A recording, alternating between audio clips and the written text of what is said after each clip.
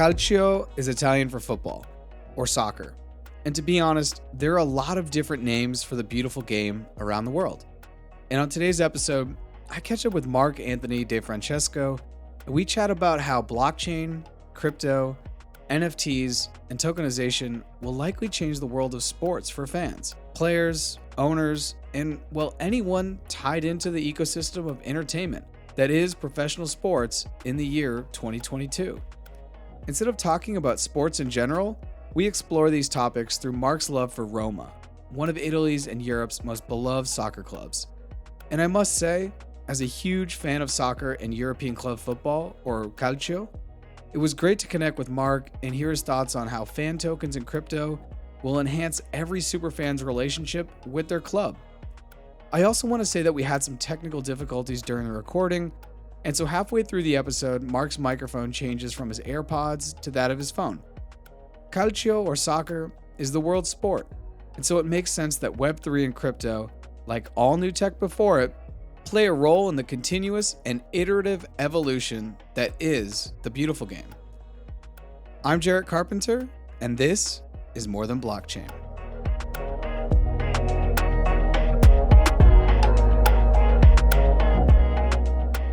Mark, welcome to More Than Blockchain. How are you? Good. How are you? I'm doing well. So tell me where you're calling in from. So I'm calling in from Toronto, Ontario, Canada.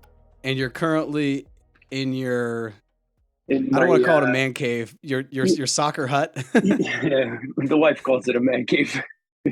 The wife calls it a man cave. Okay, so we met though, because did we meet after the Not Crypto Bros was aired? Is that how we connected? I'm just trying to connect all the dots. Through the Chelsea comment. Oh my gosh, yes, through the Chelsea comment on Not Crypto Bros. Right, I said that was some Arsenal energy. Okay, so let's just dive right in there. You can't see Mark's background, but he has Roma jerseys all over, Roma flags, other types of jerseys from all different countries. I see a lot of Italian. What else? You got English. What other types of jerseys? Top 4 Prem teams: Man City, Man United, Chelsea, Liverpool. We have Barcelona. We have Real Madrid. We have Milan. We have Juventus, Inter. Yeah, Stuttgart. We go all the way around. You got everything. Okay. And it's right here where I want to shift into NFTs, crypto, blockchain, everything under the sun, and really talk about the mix of where crypto and Calcio, whatever we want to call it. Let's talk about where that mix, and where would you start that conversation? If you were talking to a soccer fan and they wanted to learn about NFTs, how would you start that?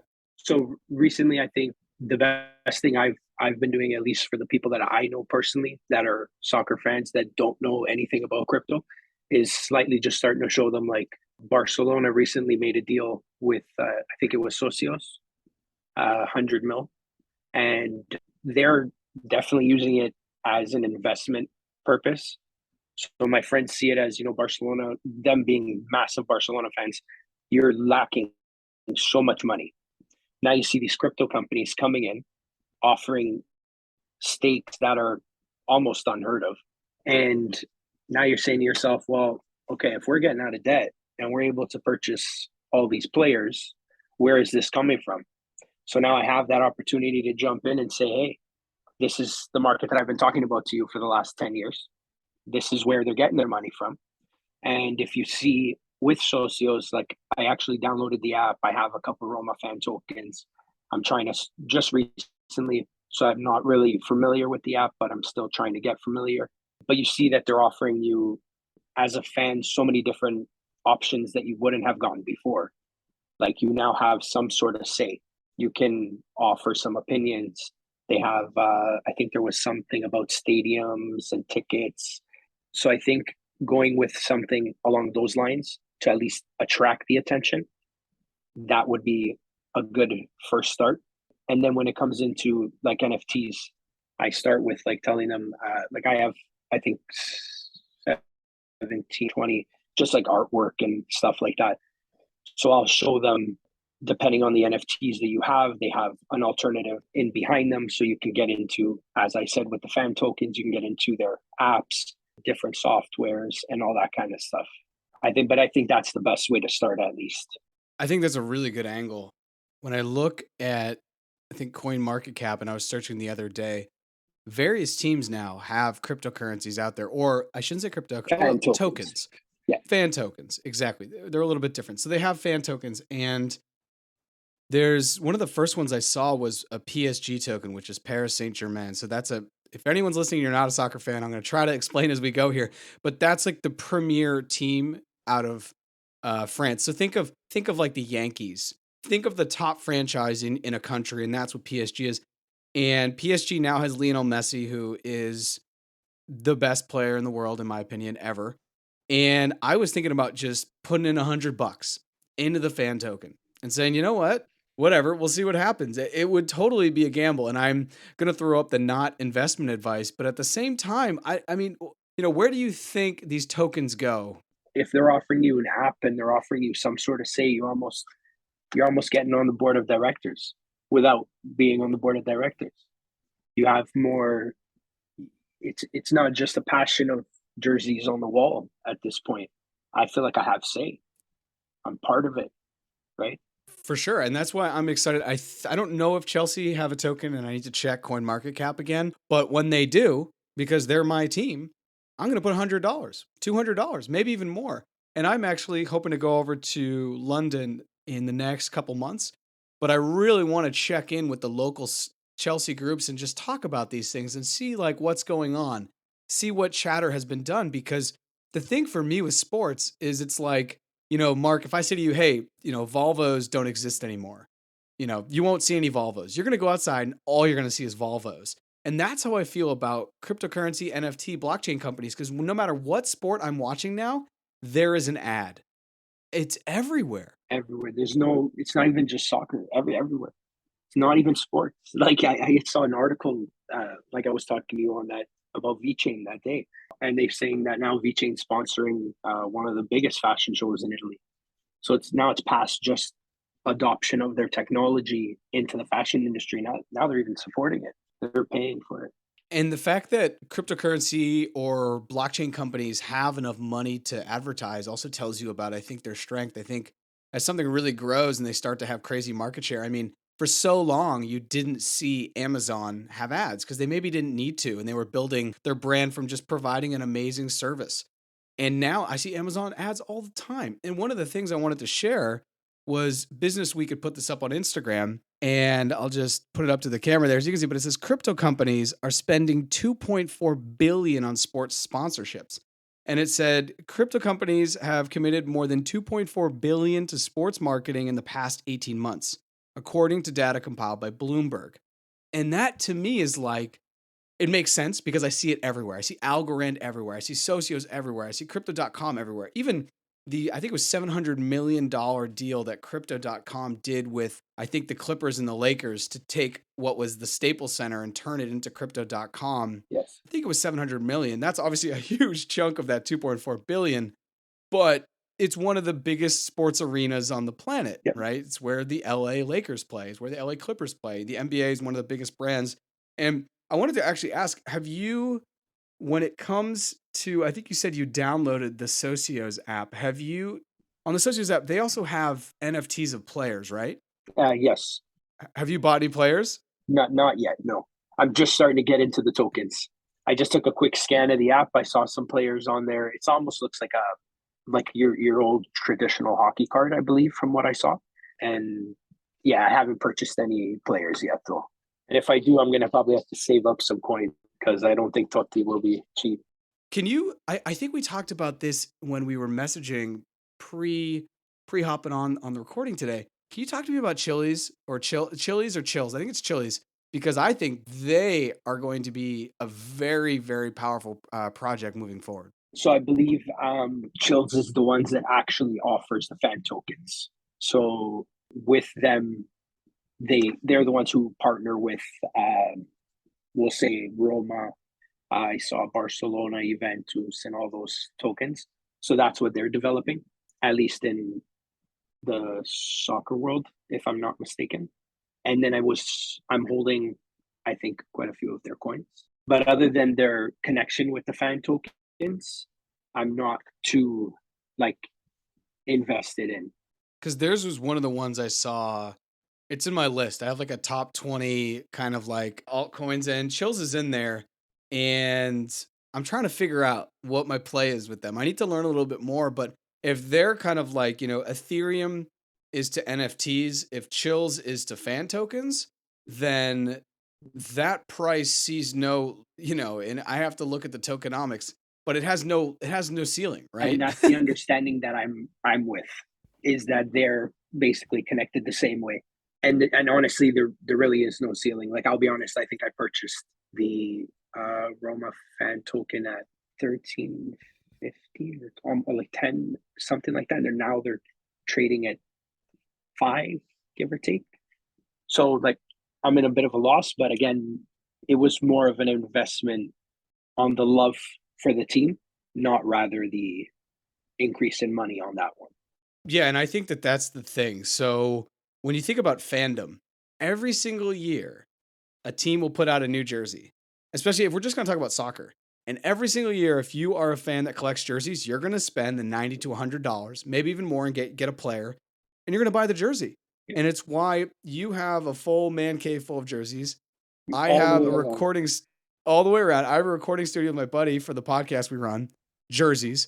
I have probably over 70 jerseys myself. Yeah. And I don't think that in the future I think people are gonna do phygital. So they're gonna have their jersey, and then when they buy their jersey, it will come tokenized, so it will be on the blockchain, Yeah. and then it will also come with a 3D or something, even an AR jersey that you could like take out and put wherever you want. Yeah, 100%. And I was looking at Chili's. I think it's CHILIZ, but I've also heard it called Chills. So Chills. Yeah, that's the way I hear it too. I hear it Chills, even though for me it's like Chill is, Yeah. but Chills. I don't think it's a part of large crypto conversations. I think a lot of crypto conversations are like NFTs and Bitcoin and whatever. But this is really where I see the mix of culture and tech. Yes. And I just like, I'm, I'm such a firm believer in the culture and the sport of soccer or football or however you want to call it. So they actually have the fan tokens on their website, Socios. Okay. So I believe they're a new digital asset for the fans. Fan tokens give you the power to impact official decisions of your favorite teams, and you'll also be able to unlock VIP rewards, access exclusive promotions, play games, and gain super fan recognition. And then they have their own app. So this is where the fan tokens actually come directly from. So thanks for saying all that, because I feel like that adds a lot of it rounds out this idea here. And so, yeah, if anyone's interested on what we're talking about, you can go to socios.com. That's SOCIOS.com. And socio in Spanish means shareholder or like stockholder. And I'm looking at the fan token right now for Roma, and it's number 804 out of a billion, out of 20,000 on CoinMarketCap. And it's currently at $4.26. And if there's one thing I know about Roma fans, and maybe you can confirm or deny, you guys are absolutely crazy. Yeah, I don't know if that's a good thing, or I think it's a good thing. I don't know. I've seen some crazy stories come out of the stadiums. And when I was young, my grandfather used to tell me, if I went there, don't go to the stadium to watch the game. He always told me to watch it on TV. You'd be safer. I think it's good atmosphere, though, being like they have the fireworks going off and the music playing very loud. But yeah, they're quite crazy. It's like being in South America watching a football game. Yeah, it's the South America of Europe. As far as the vibe around the game. Sometimes violence as well. Yeah, it does get crazy. Yeah, you really hit it on the head with that one. I have a couple of Roma fans that I know. One's I don't really know him well, is through a friend, but we watched the Champions League final. His name's Matteo. He's a Roma fan, and he's a diehard Roma fan. I played with a guy for a while who's a big Roma fan, and then I know a guy from Colombia, but he speaks fluent Italian, and he's a Roma fan. And it's almost like being a Red Sox fan before the Red Sox were bought out and got money and like started winning championships, because you guys haven't won for a good amount of time. but that doesn't stop the fandom. If anything, it almost like, doesn't it fuel the fandom more? Definitely. You know what? Honestly, like I'm not sure if you remember too well, but in the Champions League when we took I would like to say beating from Manchester United Oh, when when it you ended lost 7-0 7-1 at there. Old Trafford? Yeah, Yeah, yeah, yeah. 7-7. I give De Rossi his one goal that he got. Oh, it was 7-1. It was 7-1. I wore the jersey the next day, and the school was full of English Premier League fans. I got it from every angle walking in that front door. But graciously, like my jersey was on. There's still a second round. I don't think we're coming back. But hey, I'm a fan. It's not a yeah. It's definitely a diehard relationship. It's not a question. Thinking about the fandom and your ability to vote, what is something that you as a fan, and this could go for any sport. Well, we could speak, more directly about Roma, but indirectly, like, how do you think the relationship is going to change when clubs or sports teams give voting power to fans? Like, what's one thing you think that's going to change that maybe the club or the sports team hasn't really taken into consideration? I think what they haven't taken into consideration would be the opportunity to view it from the outsider's eyes. Because, like just giving maybe, like, as I said, I'm not, you have VIP rewards and you're able to make impact certain decisions. Now, as a fan, I can tell you for years, I was telling my friends that Dybala needed to come to Rome. Years since Totti left. And I told everybody that there is no other number 10 out there right now that can play the position the way he can, that can fill the gap that Francesco Totti has left at the club. And now he's there. I also said to them, Conte or Mourinho would be the only two coaches that could come in and coach that team, given that you have fans that are so aggressive, so passionate. You need somebody to match that level of energy. It's not a place where a new coach, as example, Ole would be able to go and survive. After 5 games, you'd be eaten alive. They'll be outside at your car. They'll be at your front door. They'll have banners. They'll be waiting for you at the training grounds. It does. It's very it's very passionate, and I think having that is a great thing. Like my knowledge when it comes to at least like soccer wise, I've followed them for years, and I've always wanted to be a coach. So I've never actually I play a lot, but I've always looked at it from that standing outside view. And I think that stuff in particular benefits you so much because now you have someone standing on the outside who watches it 24/7, who has a passion for it, and not just thinking of the dollar signs.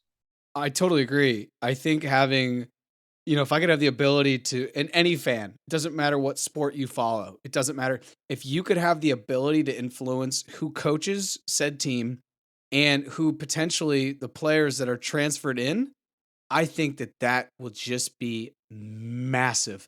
And the thing I'm most interested about, and this is about any sport, but I think soccer is a unique one, is that, like, if you think about how many Roma fans there are in Italy, well, it's going to be a number. I would argue that there's more Roma fans outside of Italy. And I think what tokenization does is it allows you sitting in Ontario to be able to feel as though, you're a socio with at the outside the stadium, even if you can't go to the game. That's going to change everything. So I'm sure you're part of a supporters group. Are other people in the supporters group also kind of into the Roma token or any of that? So surprisingly, like I said, not at least the people from I know they're not really too crypto knowledgeable at all. That's why I'm really liking the idea that these crypto companies are putting their names on the sponsorships because now they're looking and saying, well, wait a minute, I've never saw that name before. What is that? And now they're forced to look it up. And then they're saying, wait, that guy Mark that I told him an internet currency, what's that? Why would that take off? Are now sponsoring the team I love? Like, what? This is crazy. So yeah, I think that's why I said to you originally. I think this is the best opportunity that we have to bring more people to the table. And I think, like as example, Binance, they took a great shot by bringing Cristiano Ronaldo as an ambassador. Lazio have another crypto company as their sponsor right in the middle. Roma now have Digibytes on the middle, and like you said, Crypto.com at the Lakers. Like it's just they're getting the right. If you can get that, at least in my opinion, if you can get that same passion that you have for soccer and bring that over into the crypto world, what's mass adoption at that point? It's already there. I was looking at your LinkedIn when we first started talking because we started talking through soccer and then we kind of came back to the world of crypto, blockchain, NFTs, and you work on your LinkedIn. Like the world sees you as a business development guy for 7 Point Capital. You're also a Roma fan, you're a father, and you're also into crypto. Do you think that, and I think about this a lot for myself, because I feel like Web3 is a place where all of those things will coalesce and make sense, and you can share them in every different group, right? I'm not sure if I'm going to make sense when I say all this, but is there a world in which those all kind of coalesce and can hang out together? I think so. Yeah. That I think one of your I'm not sure if it was the last podcast of Not Crypto Bros or the one before with Jay Harris on it. He was talking about how he's found that that specific Web3 has its own communities where you can finally find something that benefits you. And and I think I was sitting there and I was saying to myself like that's a great thing that he said, but at the same time I feel that if you look at it as you're looking for your own view, like his particular outlook was, I can be a conservative or a liberal, and I can not have to look at the other side. But I think coming to this Web3 stuff, where we're actually finding so many people from so many different sides, that there is no care of saying, "Hey, I'm gonna filter that guy out." Like, not, I've never almost seen like any sort of political chosen posts on, like, as example, LinkedIn. I don't really see that from the crypto world too much. I see it very balanced almost. You get people with their opinions, but people kind of respect it. I think crypto actually is that, like you just said, I'm not sure if it's really making sense, but I think the whole crypto space is that conjoined. I really do believe that. Like, there's, to me, when I look at crypto, I see free thinkers. I see people that want to take care of themselves, independent. They're not looking at the government for support. If anything, that I think the crypto market gives the people the freedom of being able to depend on themselves and not have to depend on the governmental system. Yeah, one of the best, and this is not my quote, so I'm just regurgitating it, but it was something was said. I think I saw it on Twitter, and it was like the revolution of separating church and state was super, super bloody. It was not comfortable for anyone. It took a long time. And the next separation will be of state and money. When you separate the fact that the government can't print money to basically, put band-aids on all its wounds, solve all of its problems, then you come to a really interesting place. The separation of state and money is a really, it's going to be kind of painful. And I think that's why Bitcoin is jarring for the traditional finance and the TradFi and the government and everything else. Yeah, you can see it. Like you said, the separation of church and state, the separation of state and money. It all kind of. I'm a strong believer in patterns in life, and I know a bit of history, so I've watched. If you look at it on a grand scale, you see Mesopotamia will fall to the next nation, the Egyptians, or the Egyptians fall to Greece, and then Greece will fall to Rome, and Rome now fell to Europe, which is divided Rome. It's all that same thing, that separation, everything away from government. But I think if people themselves can actually realize that they have technology here, that this time they don't need to now recreate a new government system in that sense where we leave the power in one person's hands. It's cryptos in general, they give you that opportunity to everybody have a say, right? That's why I really like this Socios coin, where you have the fan tokens and all that other stuff, right? You have a say, you get to choose. So I think that, at least with the government wise, I think that's a great thing that we all have to bring all that stuff back together. With NFTs, where do you think NFTs and sports clubs, or you could talk about soccer, but we'll just talk about sports if sports, soccer, moving forward, how do you think NFTs, other than fan tokens and other than selling a card of your favorite player or an NFT of your favorite player with a limited amount, so you're going to try to get as many as you can from an investment standpoint, how else do you see tokenization playing a part in sports?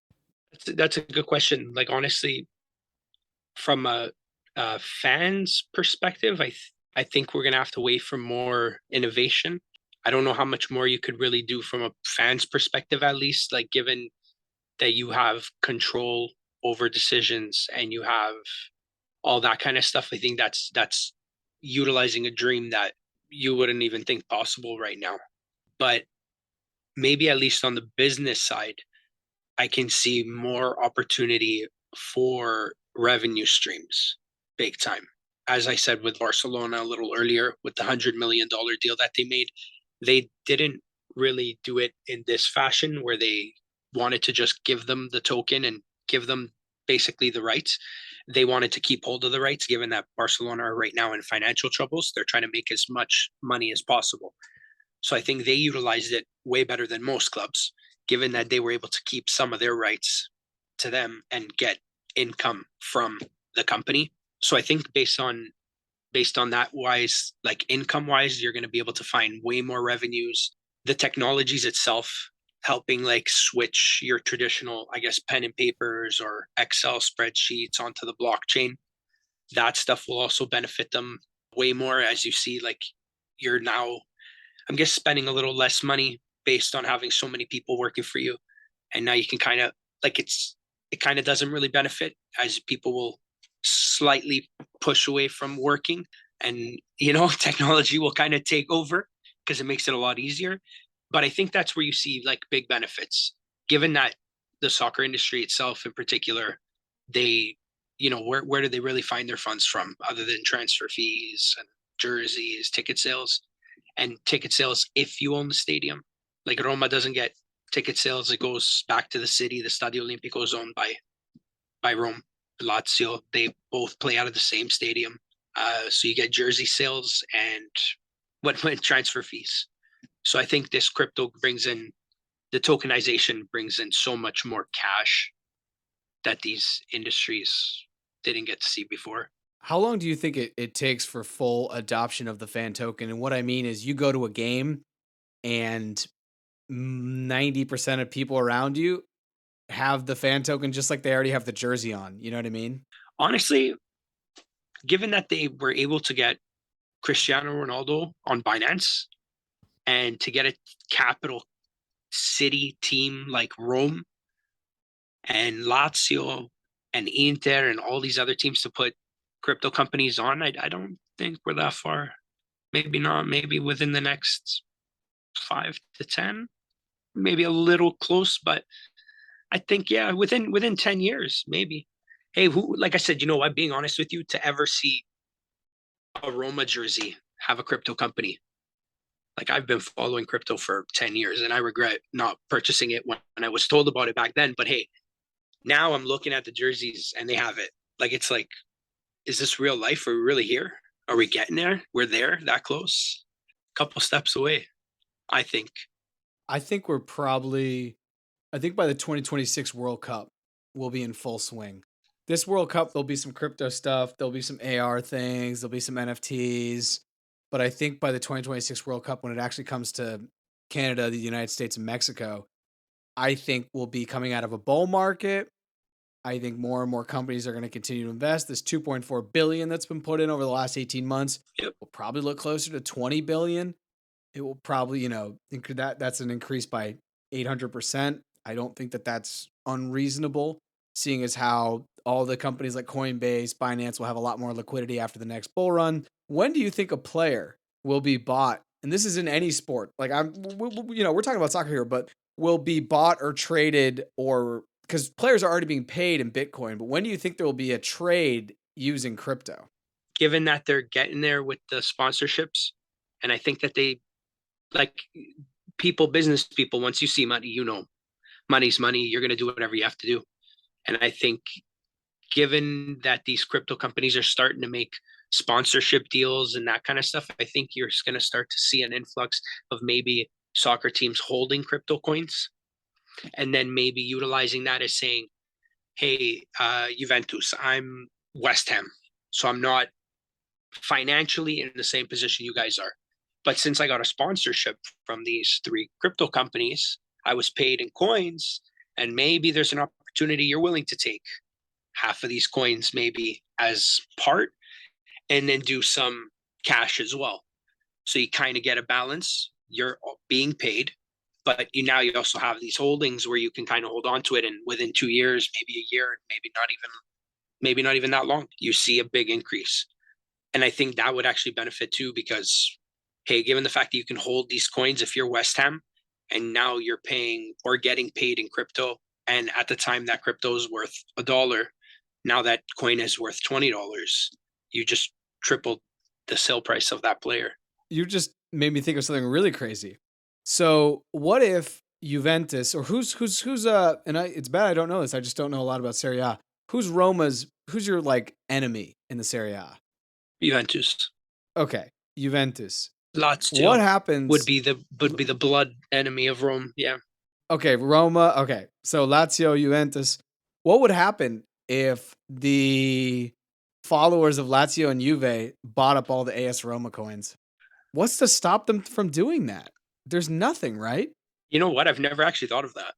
And now that you just said that, you kind of got me a little bit thinking about that. Maybe I'm gonna have to start getting all the coins before that happens. That could really like mess up a team. Really, like I don't know if the owners would have to do some sort of like research, like, because I think it is based like an option too. So for example, like prior to signing Dybala, they'll tell you, hey, we're going to sign maybe Dybala or this guy, and which option do you choose? So maybe if it is opposing fans, they're obviously not going to choose the better player. They're going to choose the worst player. So maybe you can kind of read off those kind of signals. But I'll tell you right now, if my team was going downhill and I found out that it's a whole bunch of Lazio fans holding those coins, let me tell you. Let me tell you. I mean, I'm just feeling it's like a tokenized Trojan horse where if you're a fan, if your other team, like we're standing here on the shore and you and I are looking into the future of fan tokens and football and clubs, and we're both millionaires and money's not an option and we just have money and we're both Roma fans. We could go and be like, hey, let's go buy 100,000 of Juve and 100,000 of Lazio and just wait. Because if there's only X, we buy 10% of all the tokens. Yep. And then we just wait. In 20 years, we may be able to tank the club in some way. I don't know how far, like I said, I don't know how far they're willing to go with these coins, but if they ever start offering like share value to these coins, oh yeah, hell yeah, I'd definitely be waiting. I would love to buy into all these coins right now and maybe stock a nice couple bags of each. Maybe you should do the same. And then one day, hopefully, when they tell us that these coins are worth 10% each of the company, we can all stack them together and we'll just take over all the soccer teams. Once again, I'd never thought about it until you were talking about how the potential trade between AS Roma, which is an Italian team, and West Ham, which is an English team, and how if one team didn't have enough liquidity, you could say, here's some cash. So here's some fiat currency. And here's here's a mixed bag of Ethereum and Bitcoin, whatever. And, maybe West Ham takes it and they just take the Ethereum and the Bitcoin, for example. We'll just use those as the most traded coins potentially, and or most well-known at least. And they'll just put them into their treasury and they'll use the fiat on hand to, cover their bases. But I've never thought about using multiple, giving a portfolio of crypto to also accompany cash. But I totally think it will happen. And if you're listening and you're not into European soccer or you don't know how basically the rest of the world does soccer, it's kind of crazy. It's Machiavellian. It's the most capitalistic thing ever. It's whoever has the bigger bag really runs the world.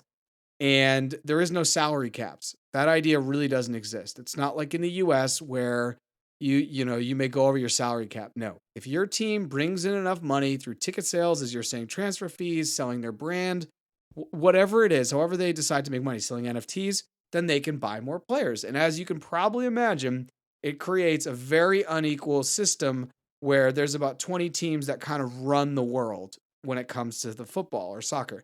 So do you think in the future, I'm setting all that up to ask you, do you think in the future tokenization could help less wealthy teams now get more power? Is this going to be a rising tide lifts all boats? How is this going to work? Or are we always going to have inequality? Well, funny enough that you said that, actually. I was listening to a article the other day about women's soccer, and they were saying that, the argument I saw in the article was women are not being paid the same, but doing the same job. And I'm very for equal pay for everyone. But the gentleman that was on the article was using the argument that, men bring in a stadium packed of 80,000 people. They purchase the players with that money. So they're now reinvesting in.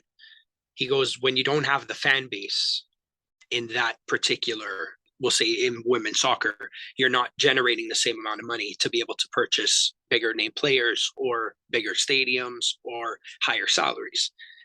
So I think, given that you're talking about the crypto, I was actually thinking about it the other day, that women's soccer should be utilizing maybe a crypto coin as an example, where they can possibly start to gain some value now. And maybe like certain fans will purchase it because it's the name. I don't think maybe they'll look into it too deeply, whether it was going to go part money to the women's side or to the men's side. But I think they have an opportunity to kind of use their name to kind of also generate funds for the women's soccer as well. So now they can do more as well. So I think, yeah, definitely that the tokenization will change these smaller clubs, women's teams. You're giving them, like I said, like me and you talking about before, like Colombia, in Italy, Argentina, places where money is not easily accessible.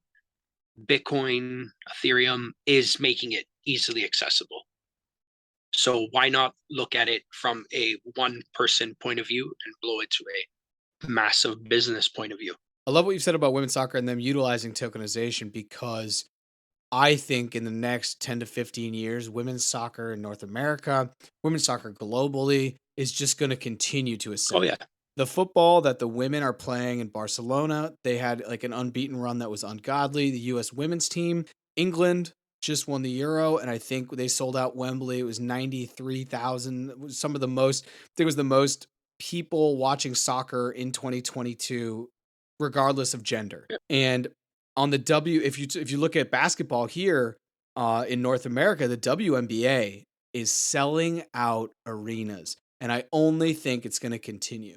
And I could see a future where the WNBA, I don't know if they'll ever be at parity with how much money the NBA brings in, but they'll close the gap, and that's huge. And I think the same about women's soccer. I mean, I would prefer, and I'm saying this on mic, I would potentially prefer to watch the U.S. women's team over the men's team. And if I even had a chance to go like watch them play, I might want to watch them play. They play a beautiful brand of soccer that is very rare to see. Yeah. And the way that they attack, and the way that honestly they enjoy it and they have fun. We're kind of coming to the end here, but if people want to reach out to you and say, hey, Mark, talk to me more about crypto, is LinkedIn the best place to find you? Yeah, definitely. They can catch me on LinkedIn. And I am on Twitter as well. I'm just not 100% sure of my handle there, but I can send it in to you once we're done. So other than the LinkedIn and the Twitter page that's still there, those are the only two that I have currently left on the socials. So. Okay, cool. And on LinkedIn, do you want to shout out your name? I have it here, but you should just shout it out. Mark Anthony De Francesco. Okay, perfect. I will put also that link in the show notes. So thanks a ton for hopping on, and I'm sure I'll see you on Not Crypto Bros or a future blockchain episode. Perfect. Anytime you guys want. Thank you very, very much for having me on.